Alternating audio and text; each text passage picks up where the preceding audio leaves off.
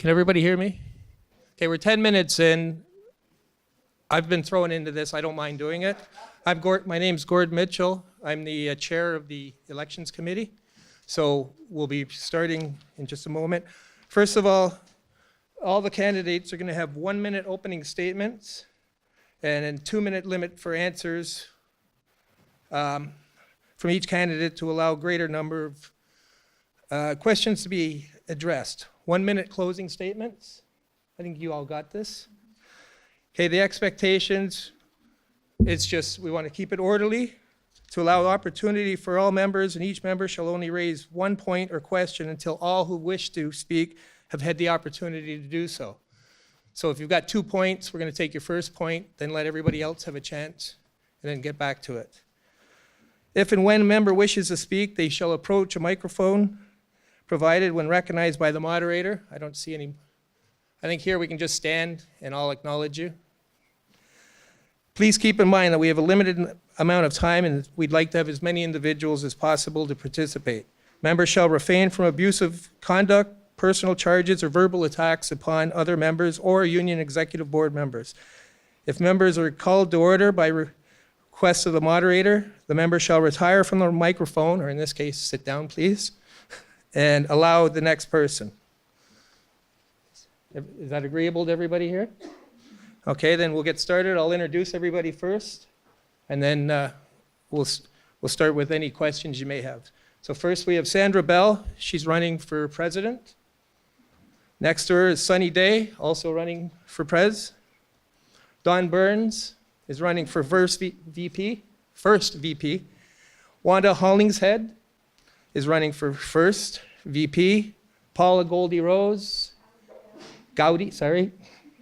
I'm new at this job. Second VP.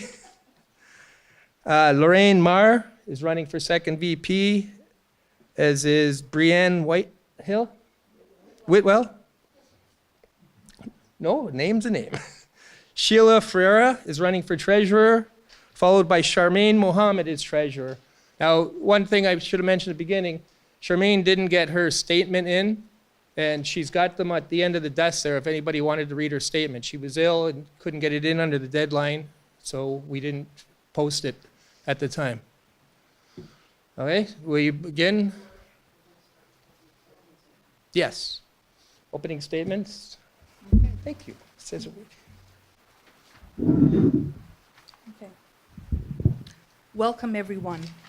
The Unit 2 contract was renegotiated in 2012 alongside pay equity plan and included wage increases from 1998 to 2015 that were equal to Unit 1. Retro pay was dispersed in 2013 and 2014. We know the Unit 1 wage increases since then. Let's get this contract ratified so we can start again to make meaningful gains. Arbitrator Goodfellow's decision of 2010 sets the criteria for CPM positions improperly excluded from the bargaining unit. I have successfully applied the criteria, making the time and expense of reviewing all CPM postings with the lawyer unnecessary. Over the last 15 years, we've been moving further away from our grassroots origins towards a top-down, executive board-centric decision-making model. We have been evolving into a fee-for-service organization, a position a union wants to avoid as it weakens them.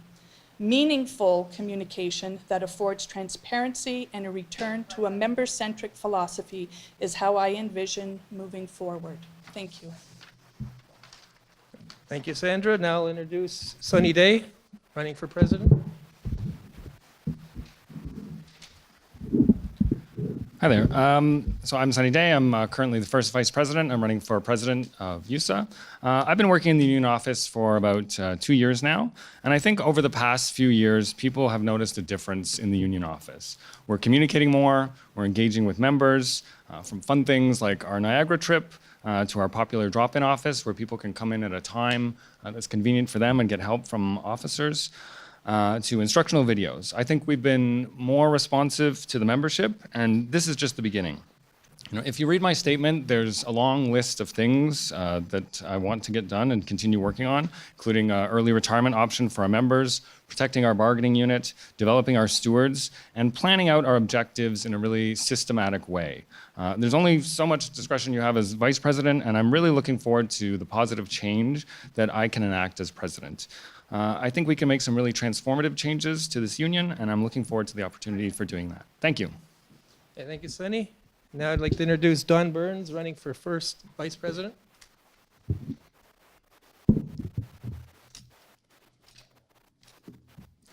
Thank you for your participation in the election process. Some background information about me. I was born and raised in Sudbury, Ontario. I'm a small town girl, sorry, Journey song.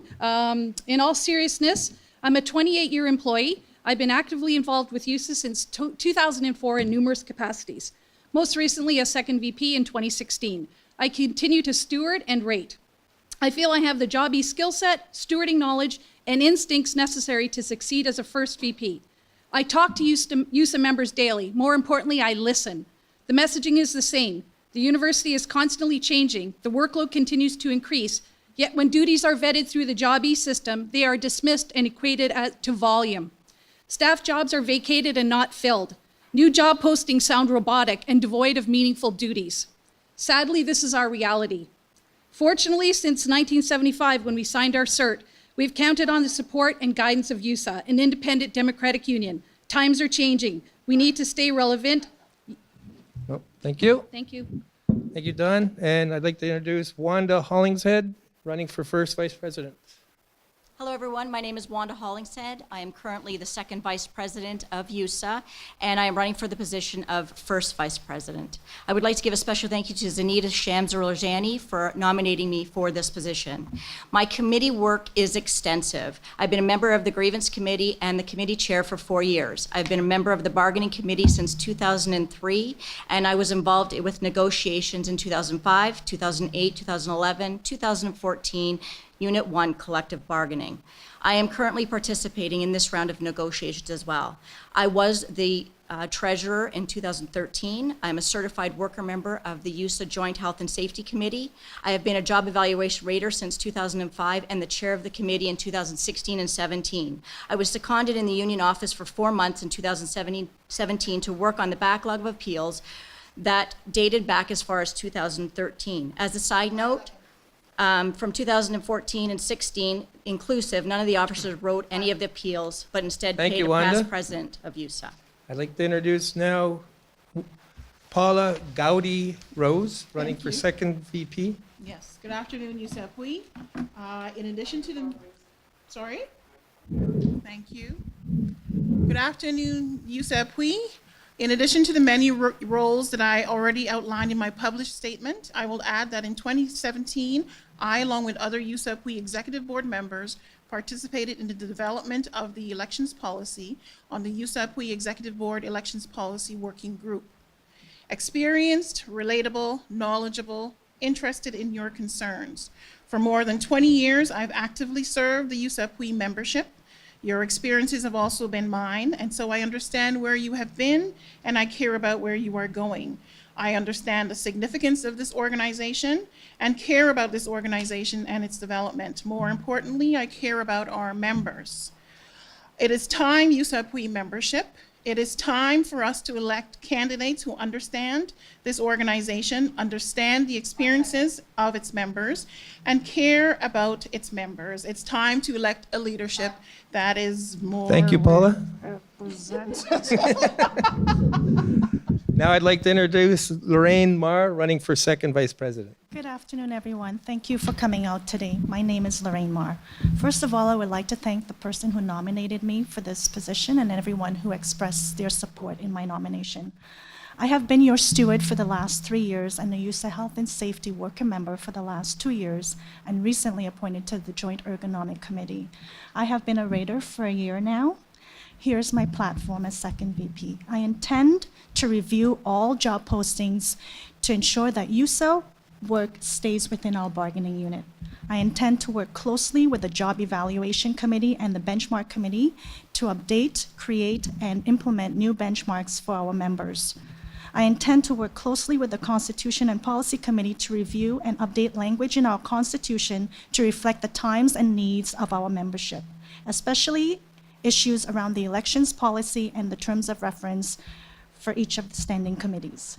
I would like to strengthen relations with cross-campus alliances and other labor organizations in Ontario. Thank you, Lorraine. I'd like now to introduce Brianne Whitwell, running for second vice You president. got it. Thank you. Welcome, everyone, and thank you for being here today. My name is Brianne Whitwell, and I'm running for second VP. I'm currently a research officer in the Faculty of Education, and I've been in research administration at this university for 10 years. I'm a steward with the union. I'm a job evaluation rater, and more recently chaired the Constitution and Policy Committee for 4 years. My statement outlines the areas I'd like to focus on if I'm elected into a full-time position in 2019. I believe I have a track record of working hard and of trying to include the membership in decision-making that's vital to the work that we all do here together. I think this is a time of renewal and progress, and the union should be working to ensure that everyone feels well-respected in their roles and come to work in an environment that's safe and healthy, where our contributions are valued. And that's something that I want to fight for. If you're like me, you maybe prefer a quiet conversation to a televised event, so I hope you'll reach out to me by phone, email, across campus. Thank you, Brianne. I'd like to introduce Sheila Ferreira, running for treasurer. Hi, everyone. Thank you for coming. I'm excited to accept the nomination for treasurer. I feel that we need more transparency when it comes to our financial report. I need to understand the processes, and I think our membership feel the same. And the only way to understand our financial report is to be part of the process. For 10 years, I was part of the Accommodation and Conference Services as their registration and finance assistant. During that time, I was responsible for 3 portfolios: Accommodation and Conference Services, York Camp, and Convocation. I also reconciled e-reports and the P cards, which are the manager credit cards. I submit a payroll for students and work close with finance to reconcile invoices for vendors we used for the above portfolios. I believe that my experience and genuine desire to help the union membership may make me an ideal candidate. I promise you that if I'm elected, I will not Thank you, shy Sheila. away from the It's questions. time. And lastly, I'd like to introduce Charmaine Mohammed, running for treasurer. Hi, everyone, and welcome. I apologize again that my statement didn't make it in on time. However, my name, as you know, is Charmaine Mohammed, and I am truly honored to have been nominated for the position of treasurer for the second year. If elected, I commit to carrying out my duties professionally with honor and integrity. Electing me for a second term will bring consistency, support, and stability to the executive board, both politically and operationally. I am passionate about representing you on the YUSA executive board and bringing value to you as a member. During my first year in this position, I created the treasurer's email so that all members can communicate at any time. I changed the format of the budget template to provide more explanations on each budget line. And if elected again, I will continue to provide as much transparency as I can. I do believe I am a certified bookkeeper. Thank you. Thank you, Charmaine. And now we'll move into our question and answers. Again, you'll have 3 minutes to state your point or question, and then we'd ask you to allow someone else. So if anybody would like to start, maybe with a raised hand. Oh, there is microphones here. Okay. Yep. Actually, then, if you just go to the microphone, I'll acknowledge you as you have your questions. Can you hear me? Okay. Okay, my name's Beverly Kelbert. I am on a committee right now for the union. I've had an issue with the executive board, and when I had approached them, everybody on the executive board, to help me and guide me with the problem that I was having, no one responded. I'm not getting any feedback. I'm finding out that they're ignoring what I'm doing, and I have no say in the matter. So my question is to Sunny. You're on the executive board. You never responded. The only person who responded was the person who was having issues with. So how come you didn't respond to my question? I can't ask Julio. He's not here, so I'm asking you.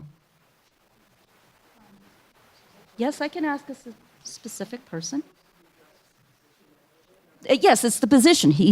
What is he going to do if he can't answer my email when I'm having a problem on a committee? What are you going to do now as a president, are you going to ignore these committee members too and just let you continue? Because it's very frustrating. This whole year has been very frustrating. Oh, okay. And okay, so what would you do?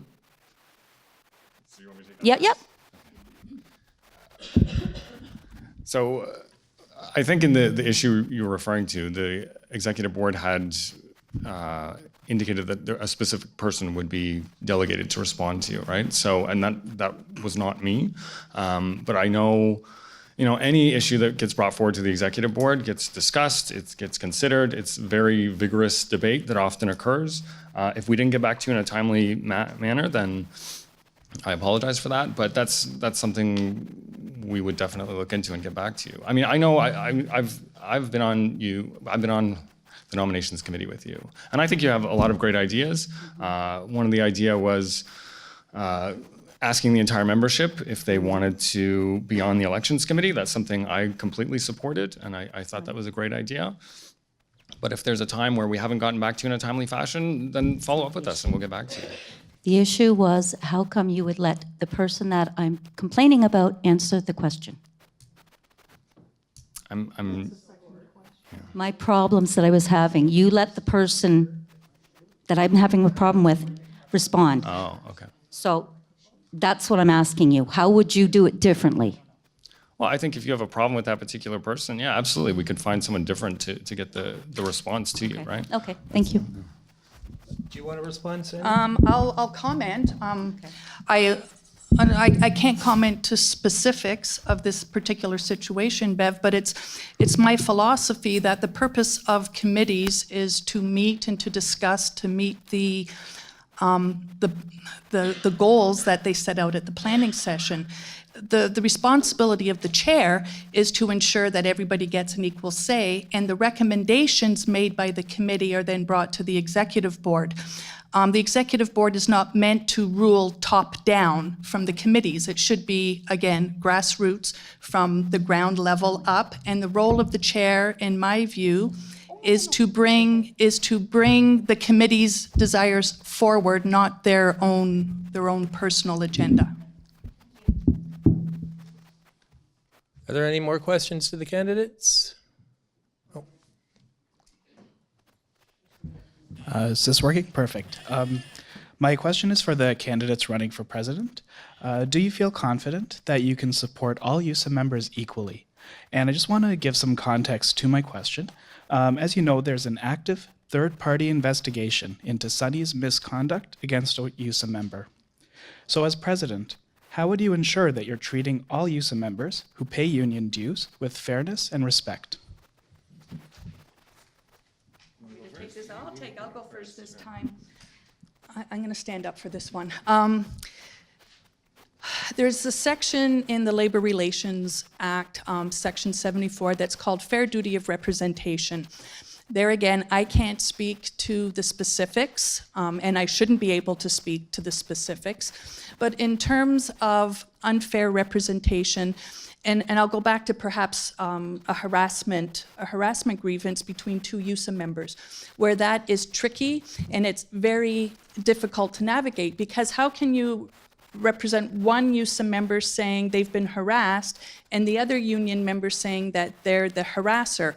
So what we do in that situation is each union member will have their own representation.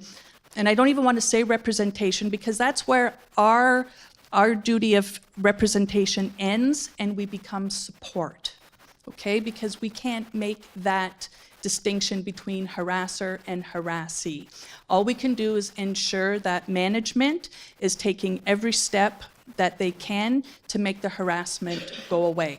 And I'm just using harassment as an example because that's a very, very tricky member-on-member situation to deal with.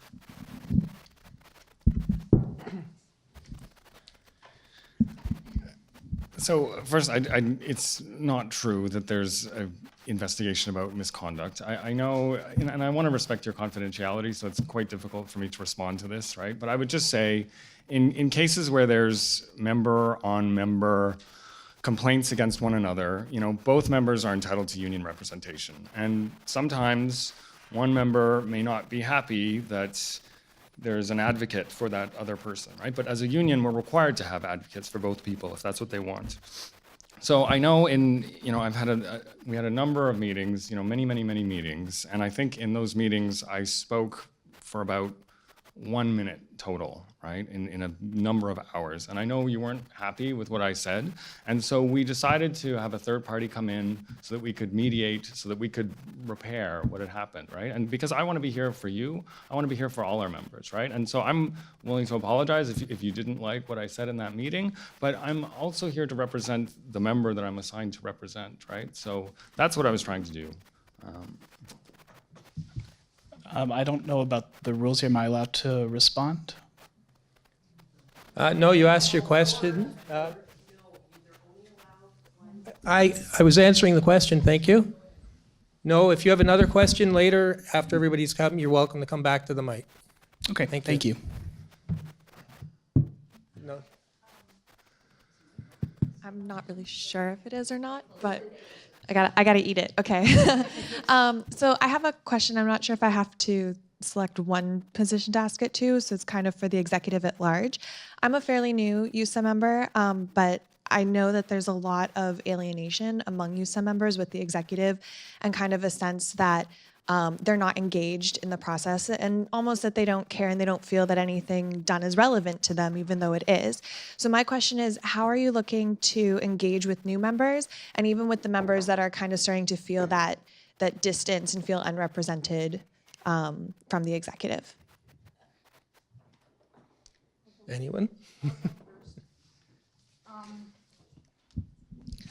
So as I outlined last year in my campaign and again this year, I would like to have more regular monthly annual general meetings. This will give all members a chance to come together. If you're new, to stand up and be heard in an open forum. In earlier campaigns, one of my suggestions was that our stewards would be engaging with the membership officer after their orientation sessions, and the membership officer would give the stewards in that general vicinity the names of the new members, so the stewards could go and introduce themselves. I'm here to support you. If you have any questions about your collective agreement, please give me a call. So opening up executive board meetings, encourage members to volunteer for committees. I mean, what a great way to get started is to volunteer for a committee, and as you get more experienced, more involved committees. I would also open training opportunities, right, and more education about the union to become more familiar with how it works. Anyone else like to respond? Okay. So one of the things that I did when I became second vice president is I initiated orientation meetings for our Unit 2 members. We had the right in our collective agreement for years and years and years, including when my opponent was president, to have these meetings, but we were never bothering to call these meetings. So now every time there's a new UTA person who gets hired, we have a union official sit down with them and spend 20 minutes with them telling them, hey, this is your rights under the union, here's how you contact us, here's how you can get in touch, right? And I think that's really, really important. I think that was an oversight on our part that we were not doing that before.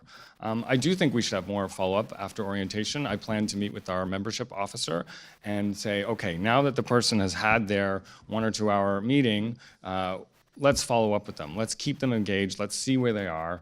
And let's get them really involved in the union, right? We've also been having more just fun things to do. I mean, a lot of people don't want to come to, be on the Constitution and Policy Committee and write policy, but a lot of people will come to like an axe throwing event, right? And even having fun events like that, you meet people, you engage with people. Like there were grievances we ended up filing after the axe throwing event just because people told us about stuff that we didn't know about before, right? And those people probably wouldn't have come forward to the union and gotten involved if we hadn't had events like that. So I think there's a lot of things we can do, and I plan to move forward on a lot of those as president. Thank you. Done? So first off, I just want to thank you for actually coming forward and bringing your concern.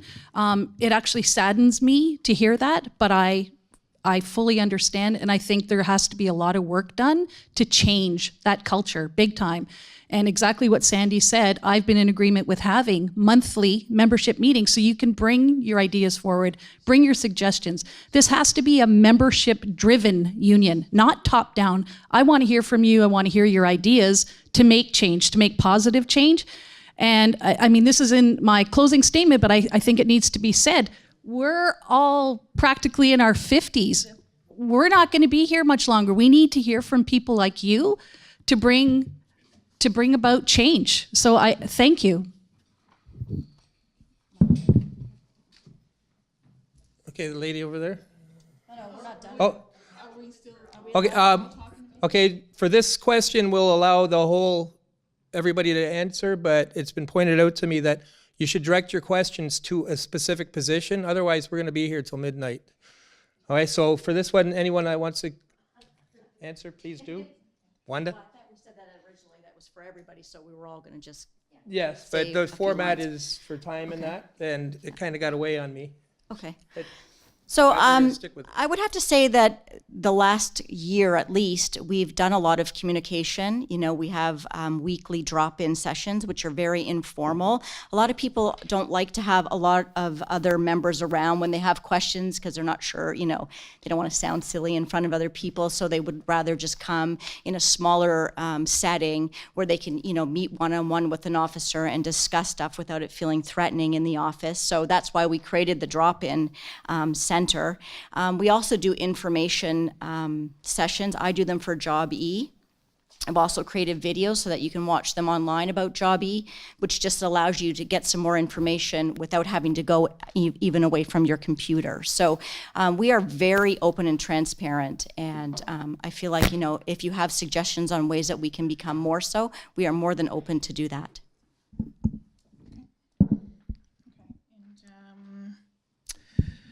Yes, your comments actually resonated with me because it is something that I'm very aware of. There's a large group of our membership who are quite disenfranchised. And you've touched on it, the fact that we are membership that is very apathetic. They feel that they're quite disillusioned is the word I should say. And so they will not participate. They feel they do not have a voice. Their concerns are not being heard. These are some of the things that I would like to address when I do get into the office. And I mean, there's different ways that we could do this. We need to be able to meet with our membership. The way that we provide support needs to be looked at. And we need to look at the changing dynamics of our membership. And first of all, we need to understand who our members are. I mean, it's a wide range of individuals within this membership, a very diverse membership that I think a lot of people, their concerns are not being heard. So, I mean, there's a lot of things, this conversation could actually go on for a very long time. But yes, good question. I concur with all of my colleagues. I just wanted to add that I would also like to have a more inclusive platform for everyone to be able to come out and voice their opinions and their concerns and bring forward new ideas and suggestions. And I think now is the time for change, and we are as strong as you are. So I totally support my colleagues and what they've said, and I hope that everyone will be able to come out and feel comfortable and safe knowing that their conversations with us would be taken seriously. So excuse me, thank you again for the question. I really appreciate the question. I think it is the critical question. We need to cultivate an organization that people want to participate in, that they're proud of, that they feel like they are listened to. I hope people feel that to the extent that I was able to do that in any of my roles, I tried to do that. The elections committee, the policy that was created, we tried to really involve members as much as we possibly could in creating that policy. Not everyone wants to do policy work. So I think social events, less formal events are fantastic. In my statement, I talked about precisely this question of our membership is changing, and we need to know who people are. We need to know how they want us communicating with them. We need to know how people want to be engaged. Is it workplace issues? Is it social issues? Is it a combination of those things? So that we can best support members both in the workplace and generally how people want to be engaged with. So it's a great question. 2 minutes can't possibly give you a sufficient response, but hopefully you'll see in the statements and in just how people respond to the question and an openness to engage that very important issue in really meaningful ways. So thank you.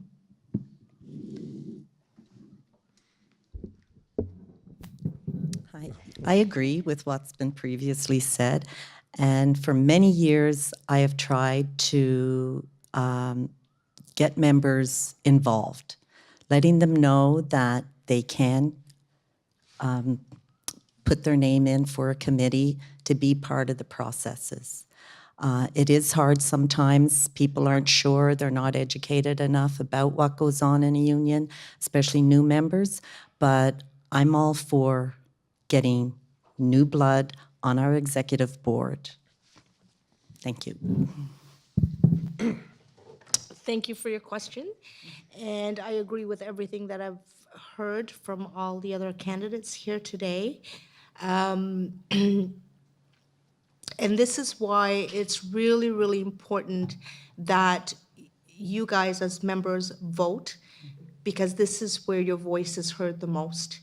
If you want to see change, and change is really needed, and it's something that the members have brought up time and time again, change begins with you being involved with especially voting, knowing who you're voting for. And as you probably know, this is a very, very diverse campus, and that diversity should be represented around the table on the executive board. So great point.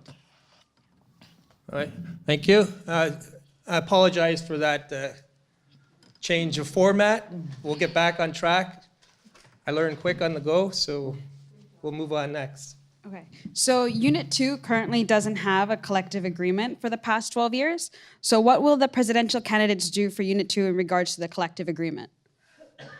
And who are you directing that to? The presidential candidates. Presidential. Unit 2 does have a collective agreement. Oh, sorry. Unit 2 does have a collective agreement. As I said in my opening statements, it was negotiated alongside the pay equity plan in 2012. And as part of that negotiation, we rolled over the Unit 2 contract with the new pay plan that included pay increases equal to the Unit 1 pay increases going back to 1998. So at the end of that collective bargaining, the members at that time received pay if they were employed back to 1998 to 2015. Your current collective agreement actually expired in 2015. I started renegotiating it in August of 2016. When I became president. So to say that you don't have a collective agreement isn't entirely a true statement. Do you have a good collective agreement? No, you don't. And I would work very hard to get that for you.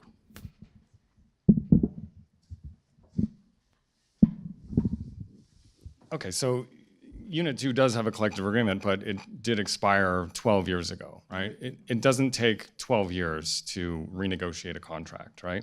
I was quite surprised to see in my opponent's statement that she'd said she waited till September. She said August now, but your statement says September to start renegotiating that contract. That's 9 months into a 12-month term. I'm not going to wait 9 months after I'm president to start renegotiating the Unit 2 contract. You know, bargaining is an iterative process, right? You get a little bit better every single time.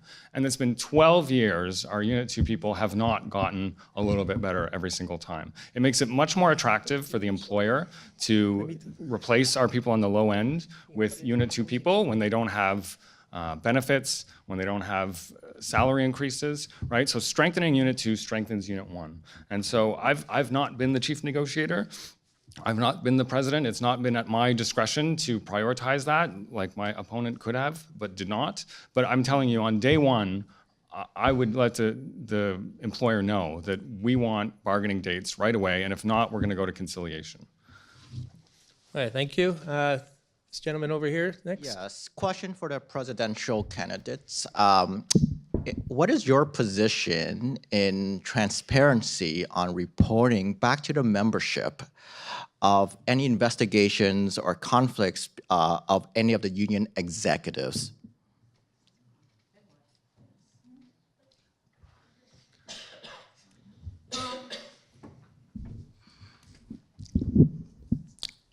Thankfully, I've never been involved with that because it is a very difficult,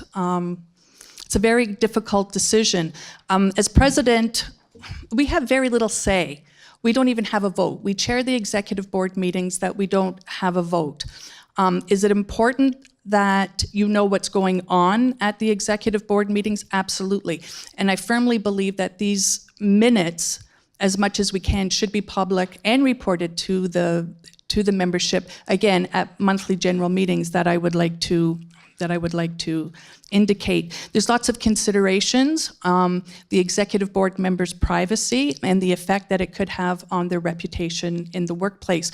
So I believe that it's a situation where we would have to tread very, very lightly with full participation of our legal counsel to make sure that a particular member's rights are not, I don't want to say trampled, but are not violated in the process.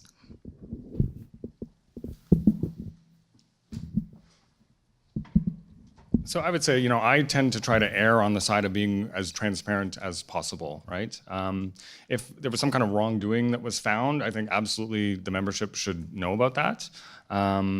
I think you do have to be careful, though, that you're respecting confidentiality and privacy, right? Sometimes there are witnesses who are interviewed, sometimes there are different parties, and they may not want things made public. But I want things to be as transparent as possible. I mean, we had an election protest a number of years ago, and we made sure that the whole results of that process were put on the website, that they were communicated to the entire membership, because we wanted the membership to know that we had done everything we could to make sure that everything was above board, right? So I would want to stay as close to that as possible. Thanks. Hey, thanks for the question. And lady over here. To give you context, this year I had to deal with health and safety concerns, multiple of them. I dealt with all three of the current executives, and I did not appreciate the approach. So my question is, for the presidential candidates, how do you prioritize health and safety concerns, both visible and invisible, and ensure confidentiality, timely communication, and follow up on these concerns, and not harassing the YUSA member?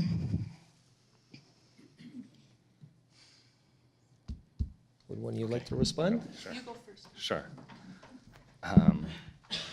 Well, we take health and safety very seriously, right? We're in bargaining right now, and we've spent days upon days upon days just talking about health and safety issues because it's very important to us. There have been many times where I've contacted the Ministry of Labor for enforcement.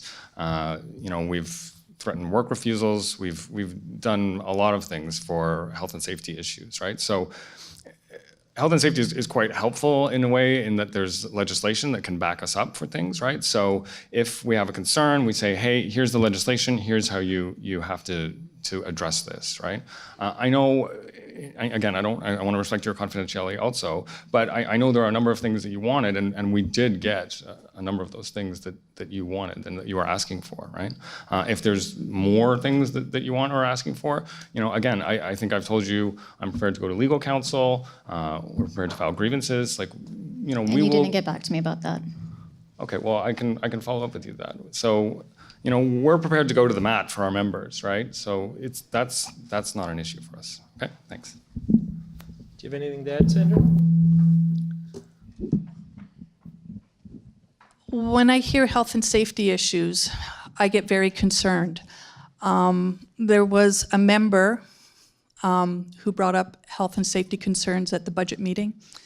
He brought up those same health and safety concerns at the AGM, and it distressed me that 9 months or so had gone by and there was no improvement. Saturday morning, I sent this member an email message, and I referred him to an organization called OCOW that has medical diagnostic clinic that will work with the member and their doctor and the workplace to get to the bottom of what is calling their medical distress. If we're not getting anywhere with the employer in terms of joint health and safety, that would be my next step. Let's call OCOW. They're there to help joint health and safety committees get the job done. That would be my next step. Thank you. All right, thank you.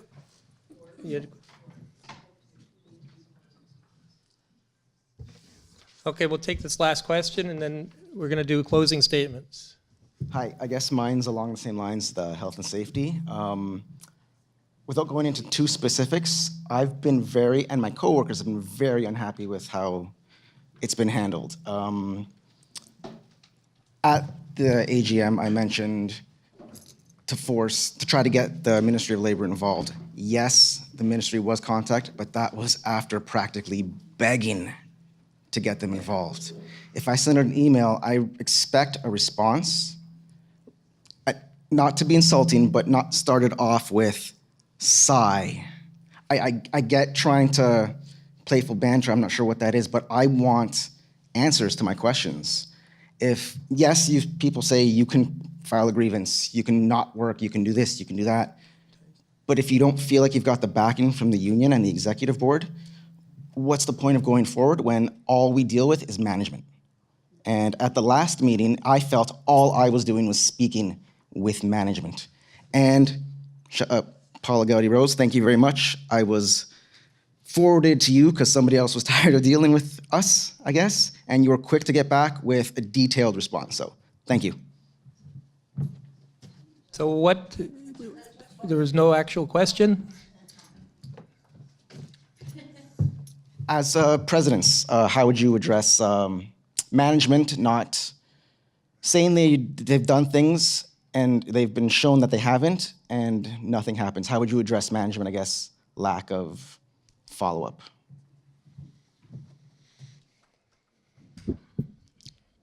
Well, we have the grievance procedure. That's our dispute resolution. It's long, it's lengthy, it's not the best. There's labor management. It comes down to actually where someone's going to take the time, and this is where it's not my first choice, but this is where you have to start thumping the table and say we need results now.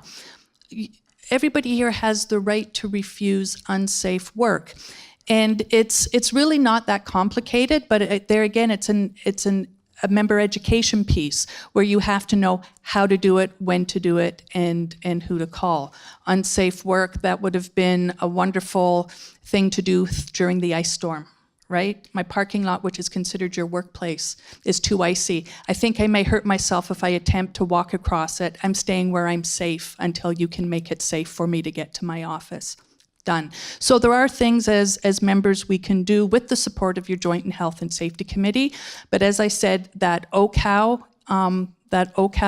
organization, they're the ones that I would go to come in and work with the health and safety committees to get things on track.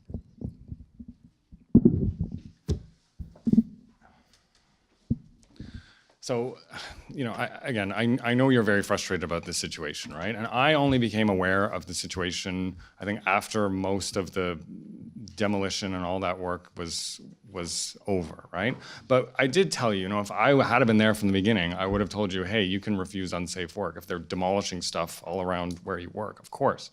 And I did tell you we can go to the Ministry of Labor, and we did go to the Ministry of Labor. I went after hours to that construction site and went through everything because I wanted to make sure that we could highlight anything to the inspector, right? So that that he would write orders. My concern was that the inspector wasn't going to be able to write orders, right? Because all of this stuff had occurred in the past, right? So I'm not discouraging you from doing that, but it's also my job to tell you the reality of what's going to happen. But regardless, we called the ministry, we had them inspect, and because I found stuff, they did write orders, right? We met with the employer. We had the director of health and safety, we had all the project coordinators, and we said, hey, here's what we want, right? And we followed up with them afterwards, right? I told you about the grievance procedure. My recollection is that, your colleagues didn't want to pursue the grievance option, right? So that day you were talking about, I was downtown off-site at OPD, right? So I couldn't come and deal with it. So I contacted the chair of health and safety so you can get a timely response. So, you know, we've done a lot of things. I understand you're frustrated, Roy, but, you know, we have done all of the things we can do. And if there's more you want us to do, we will do that, okay? Okay, now we'll start with closing statements. We'll-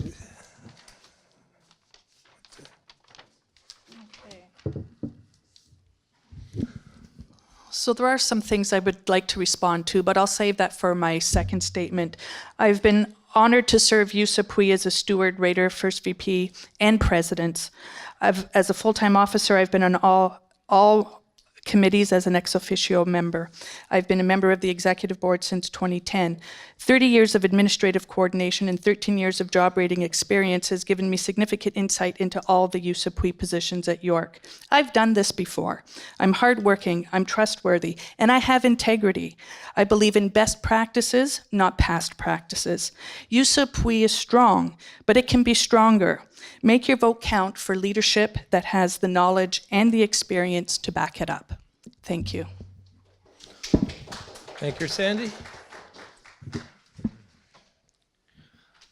So, you know, I'd really like to move this union forward, right? I feel like we're at a crossroads where we can either go back to the way we've done things before, or we can move forward. You know, we're in the middle of bargaining right now, and it's a great team effort, but I feel I've contributed a lot, right? Every time I've helped a member, I'd look into the contract and find where there wasn't language or where the language could be improved, and I wrote that down. So I've come into bargaining with a long list of things that I think we need to work on, and I really want to see that through to the end. You know, I've worked in the office for several years now, and I know what needs to be done. You know, there's only so much you can do as vice president, and I'm really excited about the potential for us to move forward. Right? Whatever the outcome of this election, I just want to say it's been such an honor and a privilege to serve this membership. You know, the impact that I've been able to make on individual members, it's just been the absolute highlight of my career. And I'm humbled and I'm thankful for the trust that people have placed in me, and I look forward to continuing to serve you as president. Thank you. Thank you, Sunny. Now, Don Burns. In addition to the day-to-day operation of the union office, we need to map the membership, strategize, and critically analyze our policies and practices. Where do we see YUSA in 10 years, in 5 years from now? As I said, many of us are in our 50s, sorry, anyone who isn't. Succession planning is critical. We need to force the employer's hand when it comes to training our stewards. I suggest we test the waters. I feel that job rating experience and knowledge is critical to the position of first BP. Members need to know they have support completing a questionnaire and through the process. Job raters need to know they have an advocate available, especially when a crisis erupts in the rating room. The policy manual and constitution need an in-depth review. I'm committed to working with the EB and the Constitution and Policy Committee on this. More and more our members are experiencing repetitive strain injuries, back issues, mental and physical fatigue. Other forms of support need to be reviewed and be readily available. Statistically, it seems our aging female members are being targeted by sexist, ageist attitudes. I want to see an additional layer of protection. Thank you, Don. Thank you. Now we'll call on Wanda. The past is a good indicator of the future. The 2016 officers were not transparent with the membership nor the executive board. They were not fiscally responsible and spent money without getting proper approval. There was no communication, well, little to no communication from them for most of that year. I am a current officer and have been transparent, forward-thinking, communicative, and fiscally responsible. I've been available each week at the drop-in office at the Student Center to answer members' questions. I have held monthly job evaluation information sessions throughout 2017 and 18, which have been well attended by the membership. I have created 5 job evaluation videos and am currently working on completing one for each of the factors of the questionnaire. I continue to write the appeal rationales for YUSA members. Currently, there are about 12 remaining in the queue to be written. In 2016, well, actually in 17, there were 39 in the queue, and myself and Jane Grant were responsible for pulling the backlog up, and so that's what we did. So I look for your support. Thank you, Wanda. Now we'll call on Paula. Are you satisfied with the status quo? Or are you ready for change? Change that will bring about inclusion, a more representative leadership, a leadership that understands your concerns, a leadership that will positively advance this organization. This election is your opportunity for your voice to be heard, loud and proud. Please take the time to review the statements of each candidate and what was being said today, and carefully consider the candidates before voting, which begins Monday, October 29th through to November the 5th. Vote Paula Gowdy-Rose for second VP. Thank you. All right, now Lorraine. I have been here at York for the last 18 years, and I know what it feels like to be disenfranchised and treated unfairly. I just want to thank you guys all for coming out and putting us to task and answering your questions. I would also like to let you all know that if I am voted as second VP, I would like to see a more diverse membership being represented on the executive board. I want to also see our membership whole again and undivided and just going back to what Sandy said, grassroots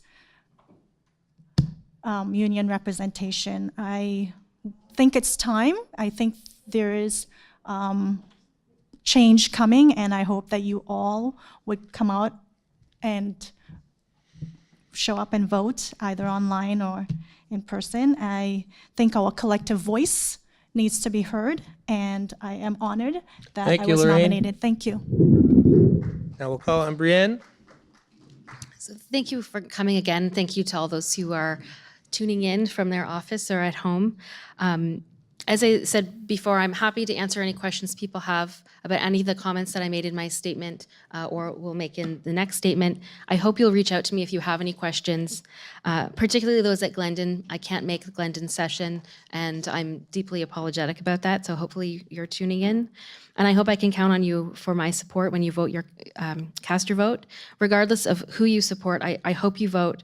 I encourage you to hold your elected officials accountable for working on your behalf. This organization should reflect the membership and what it wants to see accomplished, the work that members find important. So again, whoever you vote for, I encourage you to participate, to voice your concerns, and to ensure that the executive board and the officers are engaging in projects that are meaningful to the members. Thank you. Thank you, Brienne. I call on Sheila. I'm not an accountant or an auditor. I'm a YUSA member who wants to obtain a clear picture of our financial situation and to get the answers the memberships require. I'm willing and capable to put in the hours needed to learn the job. YUSA has an auditor and an accountant to finalize the books, but they need someone like me who's not afraid to ask the questions about YUSA spending habits. It is the membership's money that is being spent, and all spending should be transparent. Thank you. Thank you, Sheila. And lastly, Charmaine. Hi, so just to let you know that I have been a member in good standing for more than 20 years. I believe that I have the qualifications and the knowledge to be a strong candidate for the position of treasurer. I have three major goals as treasurer, if given the opportunity again, to ensure that YUSA operates in a fiscally sound manner and uses funds responsibly to move the union forward in our missions and objectives. 2, to make YUSA finances transparent and accessible by providing the tools for members to read and understand YUSA financial statements. And 3, to create strategic financial plans to allow the union to navigate more successfully with a longer-term outlook. If you want financial responsibility and transparency with a smile, then vote for me with confidence that I will serve you well in the role as your treasurer. Thank you. Thank you, Charmaine. And that'll close the first session. I'd like to thank you all for coming out. And I encourage you to encourage your coworkers to vote. Thank you. So to start, we're going to go just with a quick review. Every single candidate is going to have a 1-minute opening statement, a 1-minute closing statement, and 2 minutes to answer whatever questions are presented to them. So the discussion questions will pertain to the matters at hand. To allow for equal opportunity for all members, each member shall only raise 1 point or question until all who wish to speak have had the opportunity to do so. If and when a member wishes to speak, they shall approach one of the microphones provided. When recognized by the moderator, the member shall state their name and will have 3 minutes to comment or ask a question. Please keep in mind that we have limited time and would like as many individuals as possible to participate. Members shall refrain from abusive conduct, personal charges, or verbal attacks upon other members of the union or the executive board members. If a member is called to order by request of the moderator, the member shall retire from the microphone to allow the next person.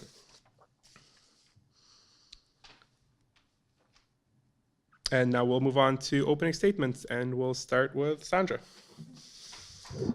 Welcome, everyone.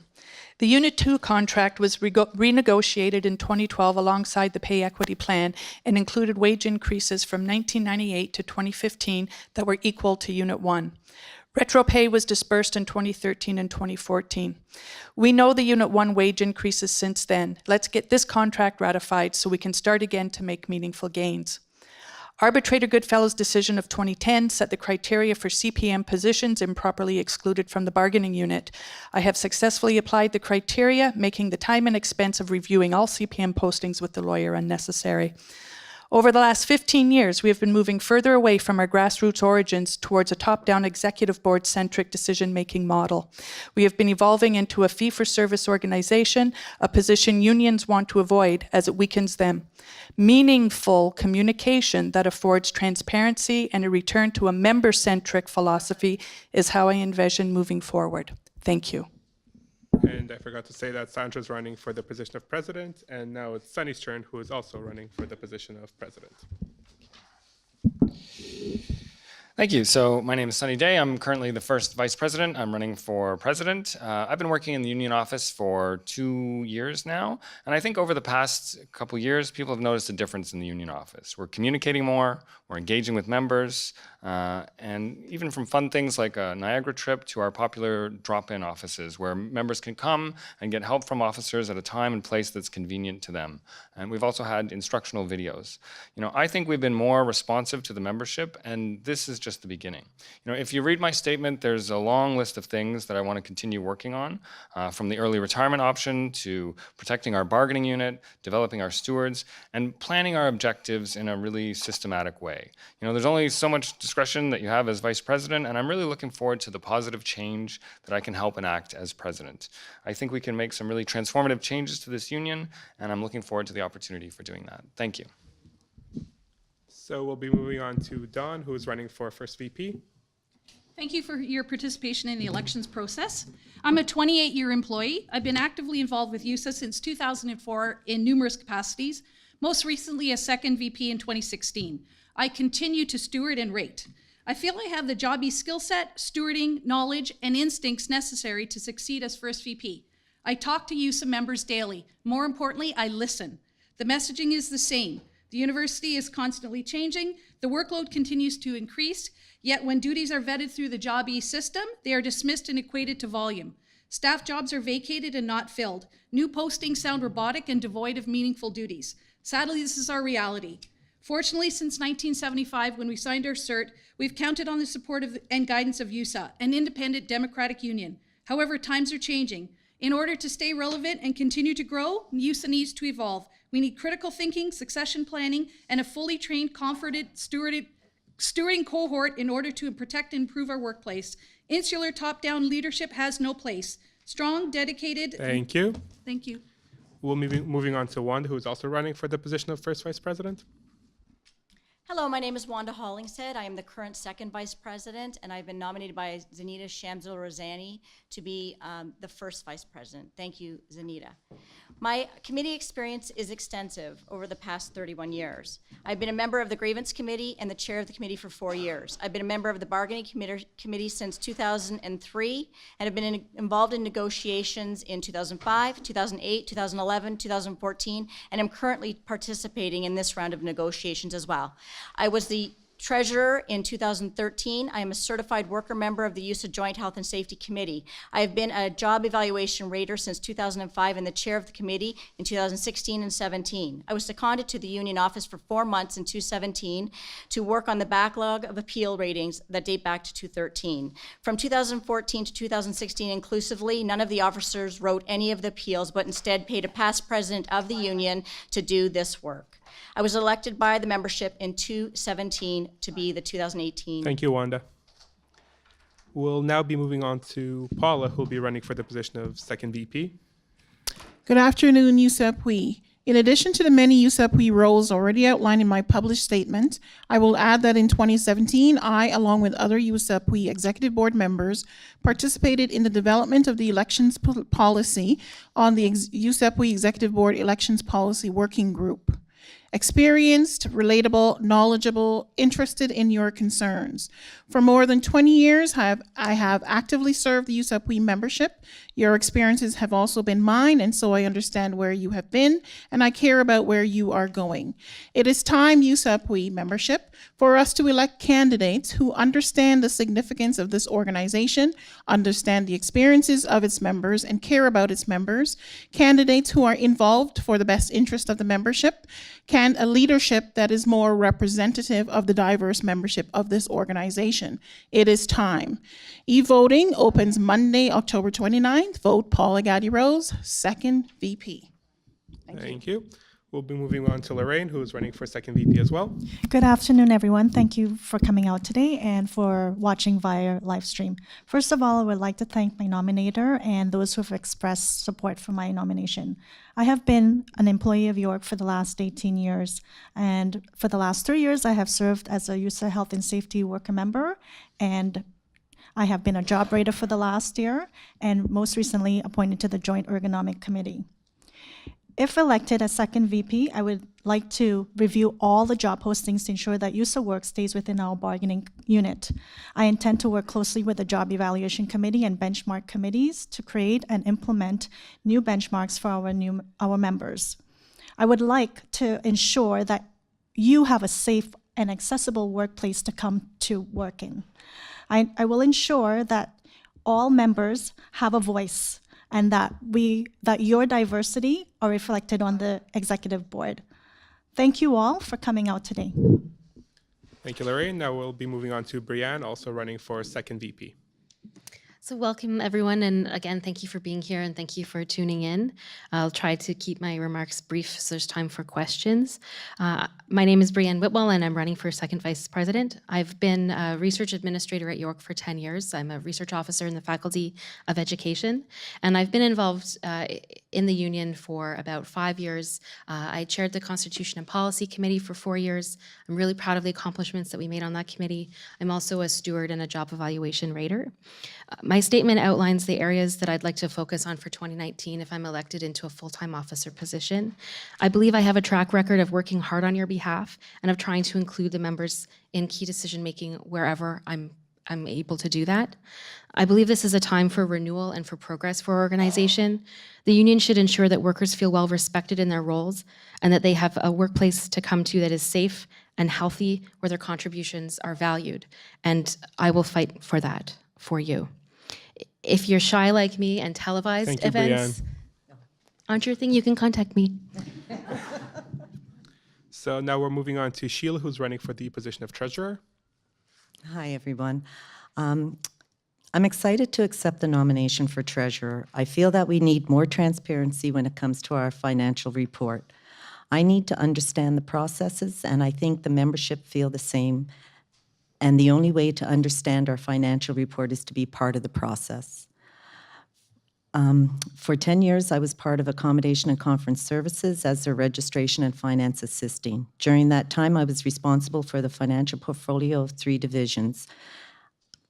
I reconciled e-reports, purchase cards, submitted payroll for staff, and worked close with finance to reconcile invoices for vendors used for the above portfolios. I believe that my experience and genuine desire to help the union membership makes me an ideal candidate. I promise that if I'm elected, I will not shy away from any questions. Thank you. Thank you, Sheila. We'll now be moving on to Charmaine, who's also running for the position of treasurer. Hi, thank you. My name is Charmaine Mohammed, and I am truly honored to be nominated for the position of treasurer. If elected, I commit to carrying out my duties professionally with honor and integrity. Electing me for a second term will bring consistency, support, and stability to the executive board, both politically and operationally. I'm passionate about representing you on the YUSA executive board and bringing value to you as a member. I am a certified bookkeeper. I have been a YUSA member for over 20 years. I'm also currently a job E-rater. So again, like I said, if you want to see consistency, then vote for me. I'm confident that my ability, my experience, and my educational background, it makes me an ideal candidate for your treasurer for a second year. And during my first year, I also implemented the treasurer's email Thank you, for Charmaine. open communication. Thank you. So that concludes our opening statements. I'd like to thank all the candidates. And before we open the floor to questions, I'd just like to mention that when asking a question, make sure you address the question to a position. So now we'll open the floor to questions. Over there. Hi, thanks for all of you for running. My name is Michael Belanger. I have a question about membership meetings. This was brought up at the budget by me and other people. A number of people had issues with certain areas of the budget that were never addressed this year, but that's fine. But we're never able to bring them up again. There's no time at the AGM. There's very little time at the budget. You can bring it to the individual drop-in meetings, but it's really a one-on-one. It's not a general meeting for the group, which we asked for. And it was improperly denied because they said we couldn't bring motions forward, which is untrue. Anyway, I would like to address this to the presidents or first vice presidents about why do we not have membership meetings by and large throughout the year so that people can bring broader concerns forward and not just concerns about individual jobbie issue or an individual stewarding issue or one-on-one sorts of things. It was brought forward at the budget and it was ignored. I'd like the presidents or first vice presidents to answer that question. Thank you. So we're gonna, since you said or, it doesn't really work that way. We're gonna have to go with an and if you don't mind. We're gonna have to go with an and, presidents and first vice presidents. We can't have an, okay. So we'll start with Sandra. Mike, that's a really good point. And any of you who have attended those meetings know I have stood up and adamantly asked for time to speak, open general membership meetings. The only way we're going to grow and become a member-centric organization is to come together where we can make motions, where we can direct our board. This isn't the executive board says, this is how we're going to do things. This is where we take suggestions from the membership and we talk about it at the executive board, how we can best do this. I have been appalled at the blatant disregard for our governing documents over the last 2 years. It shows a great disrespect for the membership and the positive contribution that our membership should be making. Thank you. Moving on to Sunny. So first, I'm not really sure what she's meaning by being appalled at the disrespect for our governing documents. We take the Constitution very seriously. We take the policies very seriously. We put a lot of time and effort into creating the elections policy. Like we put dozens and dozens and dozens of hours into doing that. We hired an external person to do that. I mean, that was a top priority for us. I have no problem with having additional meetings. I think that's fine. I want the members to have as many options to come forward and speak to us as possible. I think one of the reasons why we have the drop-in session is that it is a more, it's a more intimate setting. People can talk to us one-on-one. But if people want to have general membership meetings, then by all means, I'm happy to do that. And I would also say, for the budget, I mean, the whole membership gets to vote on the budget, right? So if the membership is not happy with the budget that's put forward, they can vote that down. But I do think absolutely you should get the answers to the questions you're answering, and I think that's something that the treasurer should do. Thank you. Thank you. Moving on to Don.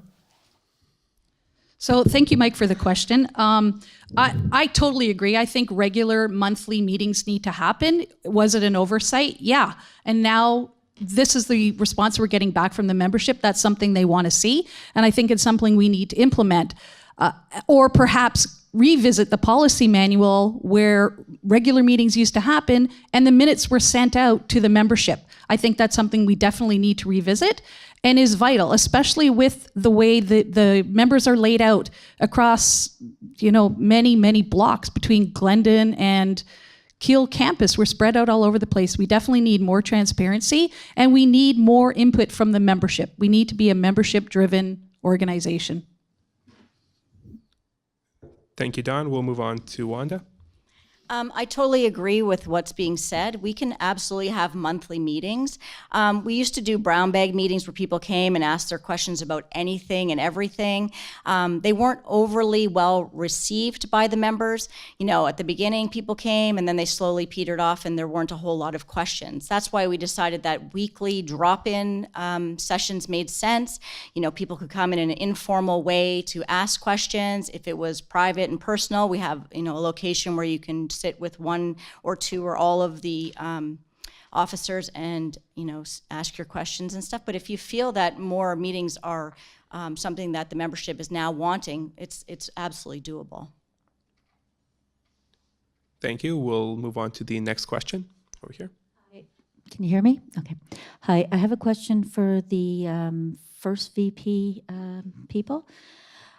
In the Constitution and Policy Committee report that we received, there was a portion where there was 2 motions that were brought forward in March 2017 and were never dealt with 2017, 2018. So my question is, there's 2 motions. One was to change the Constitution for a member to run for only one elected position, and the second one was about dues, which was later withdrawn from the person. So the question is really regarding, are we going to, or would you consider putting this in the Constitution about a member running for only one elected position? Thank you. We'll start with Don. Thank you, Bev. I really think that would take a consultation with the executive board as well as the membership. If that's something that the membership feels is important, then absolutely. I believe that any motion brought forward from the floor needs to be fully investigated, needs to be brought forward to the membership for a vote. So it's vital. That's really the only avenue we have to raise issues and raise our concerns is from the floor. So when members make motions, absolutely, they need to be taken seriously. Whether it makes it to the Constitution or not, that's debatable and that's really not something I could just answer with a yes or no, but absolutely needs to be a fulsome investigation, if not investigation, discussion. What's the issue? What's the underlying issue? So absolutely. Thank you. Thank you. We'll move on to Wanda.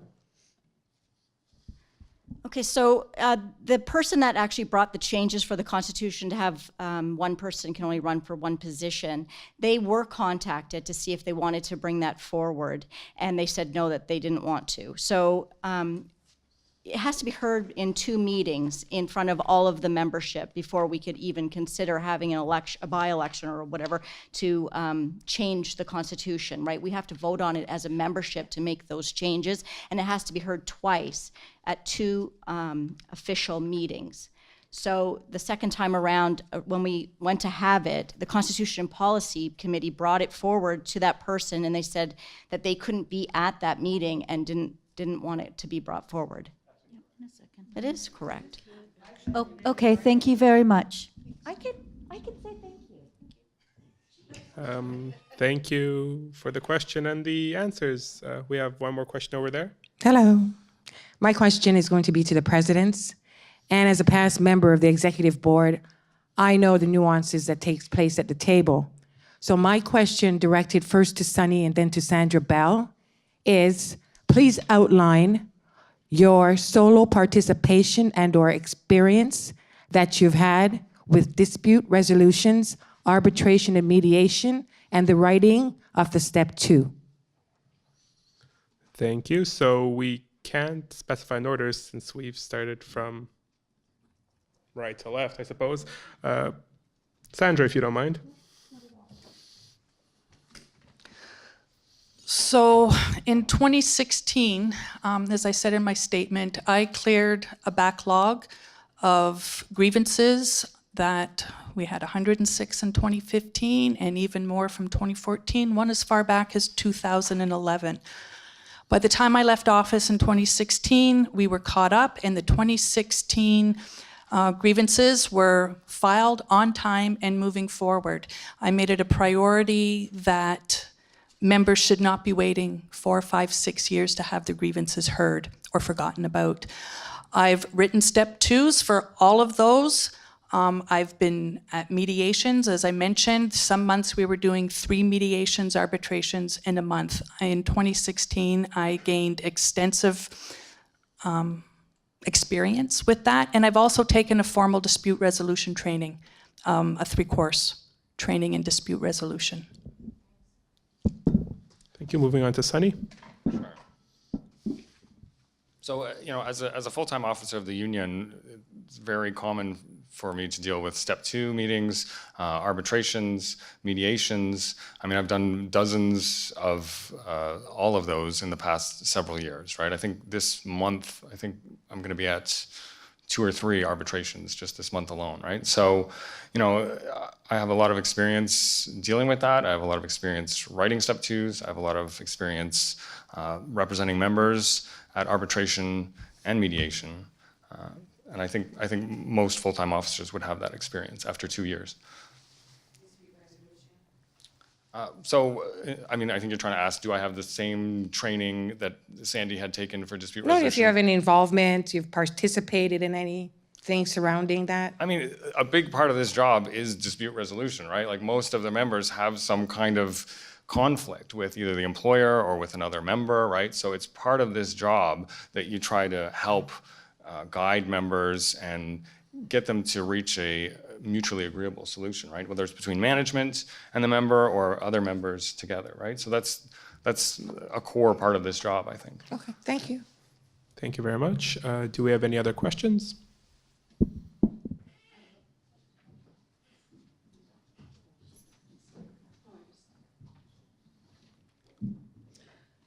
I just had a question or a comment really regarding the treasurer position. I noticed at the AGM that a lot of questions that came up regarding the budget were already had talked about, addressed at the budget meeting in the spring.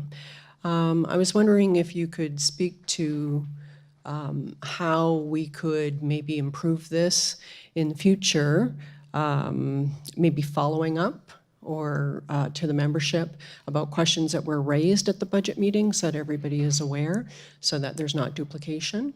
But I was wondering if you can comment or if you had any ideas going forward how we could sort of fix that. And you said this was for the treasurer position? Yes. Okay, so we'll start with Sheila. Hi. One of my concerns was questions not being followed up or not given clear and precise answers. One thing that I would like to do would be to have the membership, when the budget goes out, have the membership email any questions they have so that it's documented, and then a response given back to those questions via email. And because I feel that at the AGM meeting, there's a lot going on. There's a lot of business to fill in those 2 hours.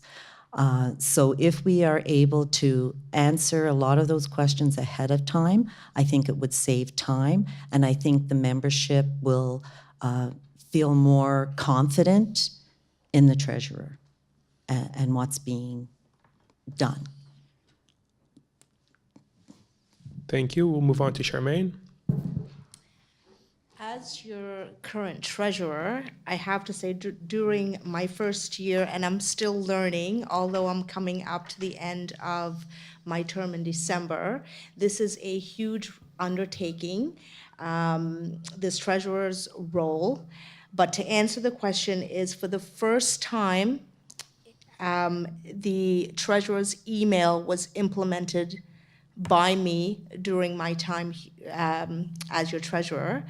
And the purpose for this was to be as transparent as I possibly can by giving you, the membership, this email to communicate.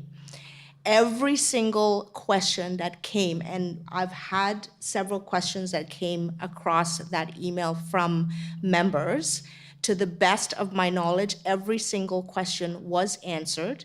The only flaw in the answers is it did not, the questions and answers did not go out to the membership at large. It was dealt with individually, but every single question, I personally took time, hours and hours of my own volunteering time at home to answer in depth those questions that were raised. Being new, I had to, again, spend hours and hours going through the books and trying to understand what has happened before me. So with confidence, I can say very proudly that every single question was indeed answered. And if re-elected, I would like to hear your voice as as members on how you would like to see those questions answered, whether you want to Thank you have very much, it in the Charmaine. email or answered membership Thank you. at large. Thank you. We have another question over there, I believe. So first of all, I wanted to thank everyone for taking time out of their lunchtime or their day to come and ask these questions. I think not enough people came out, but that could be for various reasons. And of course, thank you to the panel for coming out to either put themselves forward for a position they're not in or to ask for, a continuation of what they're already doing. So I greatly appreciate everybody who's here. So my statement is, we've spoken a lot about change. Change is something that whenever an election comes up, you hear a lot about it. Either you want to make a change or you feel like the entire system needs to be changed or you believe you're the person to make the change. So my question is, in the role that you're seeking, be it VP1, VP2, Treasury, or President, what have you done during the current session that you are either fulfilling the position or in the past if you've held that position, what have you done to actually create a change from where things were at? And what do you believe is in your personality, your spirit, your drive, your skill set, your competence to actually bring it to the next level? Because change it's a nice word, but it's a very well-used word. I have another question after this, but if nobody else has a question, I'll ask that after. Thank you. Sorry, what position are you directing this question towards? As I said, to anybody on the panel who is in that position or seeking it, so pretty much everybody. Okay, so that question's for everybody, so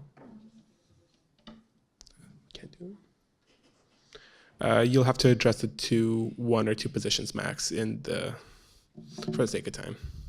So people seeking the Treasury position, because it's a very important position, often elected this end, and perhaps you can go for the people seeking to be president, Sandy and or Sandy. Okay, thank you. So we'll start with Sandra. You're right, change is a very overused word. I have a vision, and when I was in the office in 2016, I had envisioned that our committees would plan, come forward, and I don't know why, but we didn't get a lot of support for our committees. I would like to, again, encourage our committees to meet, to plan, to come forward, and this is how we're going to get change. We're going to get change from the roots up. I can sit here and say, this is what I envision, this is what I want, but now I'm returning back to a top-down oriented organization, which is what I don't want. I want the communications committee to come to our planning session and say, this is what we want to accomplish. I want anyone who's interested in constitutional change to come to the planning session and say, this is my vision, and this is how I would like communications to support it. This is how I'd like the nominations committee to support it. the president doesn't really have a lot to say in these other than to direct the work of the committee as a whole. We don't work in isolation as a president. As I mentioned, I chair the president chairs the committees. They don't even get a vote. So if the rest of the executive decides they want to go in one way, there's really not, in a democratic situation, that the president can do unless they want to start doing this to their committees and their executive board. And that's not my vision of change and moving forward. Thank you, Sandra. We'll be moving on to Sunny next. So, I mean, I think one of the number one things for me has always been communication, right? And I think one of the things that members have noticed is that the union is communicating with them a lot more than they had in the past, right? You know, whether that's sending out informational emails about, you know, what is the attendance management program? How does it work? What are the thresholds? How do I get out of it? That type of thing. Whether it's, you know, how you apply for Article 20 leave. There's so many things that I think I've sent out and tried to help educate our membership about in the past 2 years, and I've received a lot of positive feedback about that, and I want to continue that, and I want to get all of our committees doing that type of thing. You know, we have the drop-in office, which we didn't have before Julio and myself were in office, and I think that's another way that we reach out and communicate to our members. As I said, we're doing orientation for all our Unit 2 members. That was never happening before, so that starts building a relationship with them right away.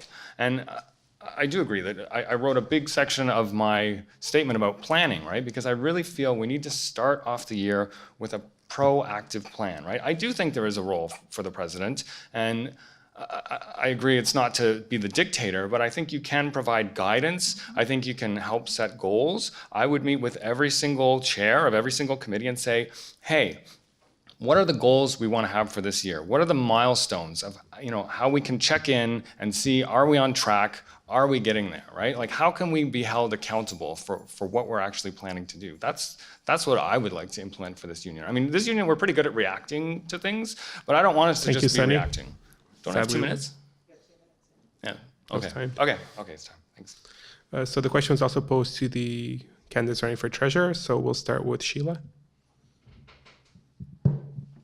Hi. I haven't sat on the committee before, and so this would be new to me.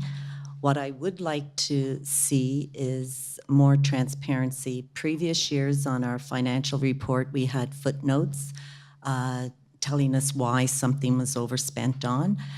This year, they weren't there for whatever reason. So I'd like to see that be brought back. I'd also like to promote the membership emailing questions. I think that's huge. A lot of time people don't want to stand up in front of a microphone, in front of a group of people and ask a question for whatever reason. So I would like to promote that email, whether it's one-on-one, and hopefully implement some kind of a financial newsletter. I would like to see it as part of the minutes being sent out to the membership. That would be an add-on to that. So those are things that I envision right now without ever being in the position. I'm sure there'd be more once I'm in the position, but right now that's sort of what I feel I need to see, and I think the membership would like to see. Thank you. Thank you. We'll be moving on to Charmaine. So being your current treasurer, I have to say, some of the things that I have done during my time here, and I continue to do at the end of my time with you at the end of December, is, like you've heard me say, I've created the treasurer's email and made it available to you so that you can email at any time any concerns or questions that you have around the budgets or any financial questions that you may have. So that's a way that I opened up a line of communication between the treasurer's position and the membership at large. I've also spent a lot of time going through the contracts that we currently have, including our printing contract, our insurance paperwork, the policies. speaking to the brokers, making sure, so I dived right in and did a lot of audit work and audit trail to ensure that what was being reported in the past was actually physically there. Do we have our strike fund? Is it in the amount that we think it is? Is it being invested? Is it liquidating now that we're in bargaining? So this is where all of my time have been invested in the last little while to ensure that our funds are secured and liquid and is there securely.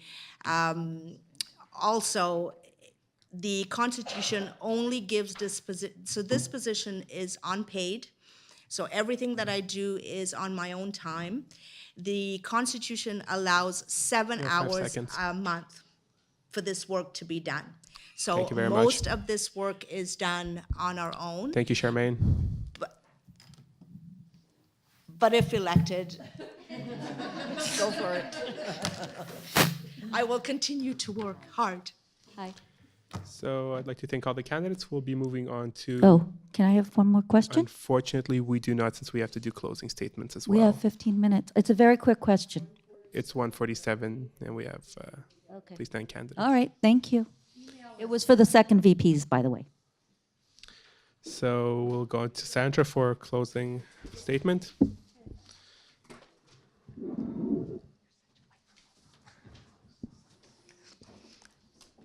I have been honored to serve YUSA Pui as a steward, rater, first VP, and president. As a full-time officer, I've been an ex officio member of all committees. I have been a member of the executive board since 2010. 30 years of administrative coordination and 13 years of job rating experience has given me significant insight into all the YUSA Pui positions at York. I've done this job before. I'm hardworking, I'm trustworthy, and I have integrity. I believe in best practices, not past practices. YUSA Pui is strong, but it can be stronger. Make your vote count for leadership that has the knowledge and the experience to back it up. Thank you. Thank you, Sandra. We'll be moving on to Sunny now. Okay, so in closing, I just want to say I really want to move this union forward, right? I think we're faced with a crossroads where we can go back to the way we've done things before, or we can move forward, right? We're in the middle of bargaining right now, and it's a great team effort, but I feel like I've contributed a lot, right? Every time I've helped a member and I've looked at the contract and I saw, hey, you know, this language isn't there, or this language could be stronger, I've made a list of that, and so I've come into bargaining with a long list of things that I wanted us to work on, and I really want to see that through to the end. I also want to point out that I created the Unit 2 committee just for Unit 2 members to engage with the union and get answers and organize. And I've also started the Unit 2 orientation process as well. Whatever the outcome of this election, I just want to say that it's been such an honor and a privilege to serve the membership. The impact that I've been able to help members has meant so much to me, and it's really the highlight of my career. And I really look forward to serving as president. Thank you. Thank you, Sunny. We'll be moving on to Don now. In addition to the day-to-day operations of the union office, we need to map the membership, strategize, and critically analyze our policies and practices. Where do we see YUSA in 10 years, 5 years from now? Many of us are in our 50s. Sorry to anyone who isn't in their 50s. Succession planning is critical. We need to force the employer's hand when it comes to training our stewards. I suggest we test the waters. I feel that my jobby experience and knowledge is critical to the position of First VP. Members need to know they have support completing a questionnaire and through the process. Jobby raters need to know they have an advocate available, especially when a crisis erupts in the room. The policy manual and constitution need an in-depth review. I'm committed to working with the EB and the CMP committee on this. More and more our members are experiencing repetitive strain injuries, back issues, mental and physical fatigue. Other forms of support need to be reviewed and be readily available. Statistically, it seems our aging female members are being targeted by sexist, ageist attitudes. I'd like to see an additional layer of support. Thank you. Thank you. Moving on to Wanda now. Hello. The past is a good indicator of the future. In 2016, the officers were not transparent with the membership nor the executive board. They were not fiscally responsible and spent money without getting proper approval. There was little to no communication from them for most of that year. Action speaks louder than words. As a current officer, I have been transparent, forward-thinking, communicative, and fiscally responsible. I have been available each week at the drop-in office at the Student Center to answer members' questions. I have held monthly job evaluation information sessions throughout 2017 and 18, which have been well attended by the membership. I have created 5 job evaluation videos and am currently working on completing 1 for each of the factors of the questionnaire. I continue to write appeal rationales for YUSA members. When I came into the office seconded in 2017, there were 39 jobs in the rating queue. Currently, there are 12 to be written. So I feel like, did you say stop? 5 seconds. Oh, sorry. I look forward to your support as the first vice president. Thank you. Thank you, Wanda. We'll be moving on to Paula now. Are you satisfied with status quo, or are you ready for change? Change that will bring about inclusion, a more representative leadership, a leadership that understands your concerns, a leadership that will positively advance this organization. This election is your opportunity to make your voice heard loud and proud.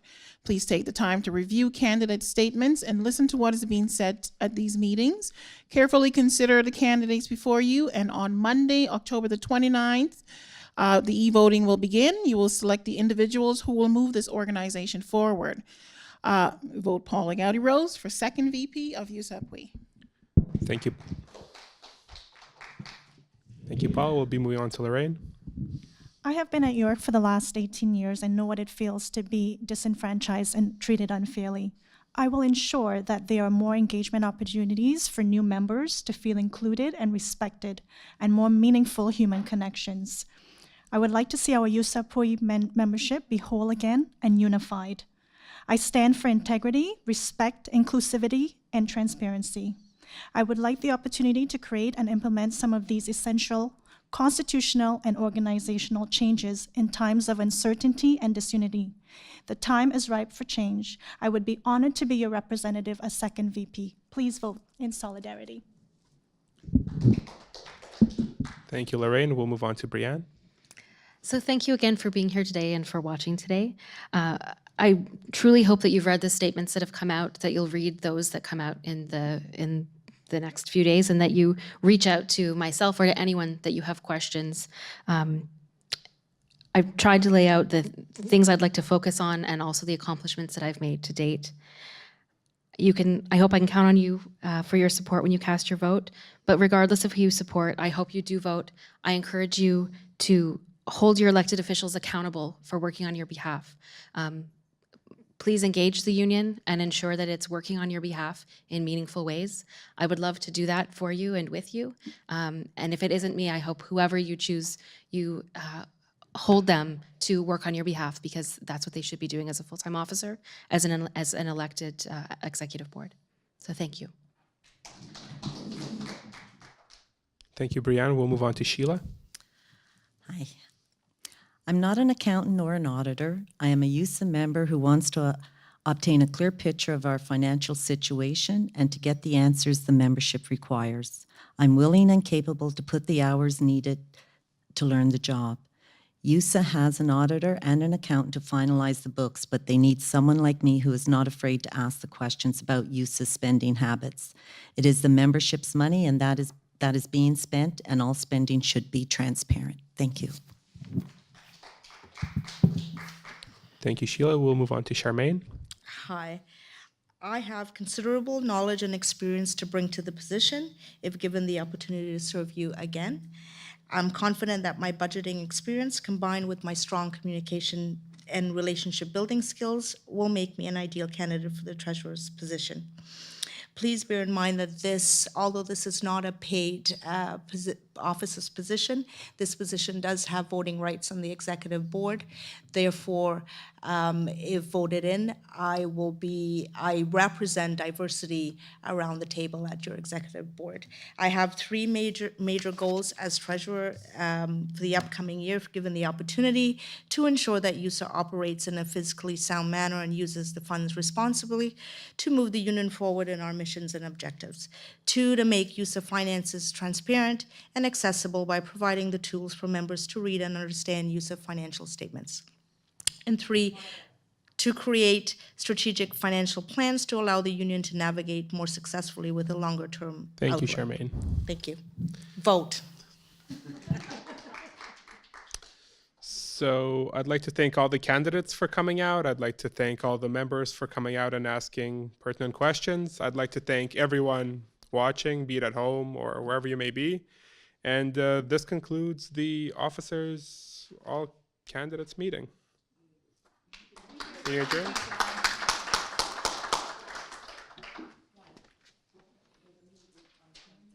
And just as a quick reminder, there will be a meet and greet on the 23rd where you can ask all of the candidates questions once again. And voting is on the 29th of October, so I hope everyone goes out and votes. Thank you.